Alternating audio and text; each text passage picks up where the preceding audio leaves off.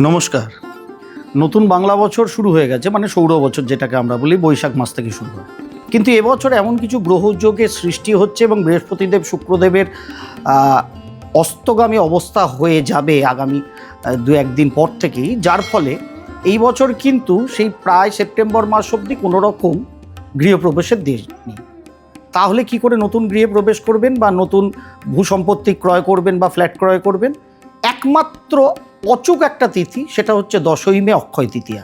যেদিন বাড়িতে পুজো অর্চনা করে নতুন গৃহে প্রবেশ করতে পারেন, ফ্ল্যাট কিংবা গৃহবাড়ি ক্রয় করতে পারেন। কারণ অক্ষয় তৃতীয়া, যার কোনো ক্ষয় নেই, সেই তিথি অক্ষয় তৃতীয়া, যেটা 10ই মে আসছে, সেই দিনটাকে আপনারা যে কোনো কর্মে, গৃহ প্রবেশাদি সহ যে কোনো মঙ্গলজনক কার্যে ব্যবহার করতে পারেন।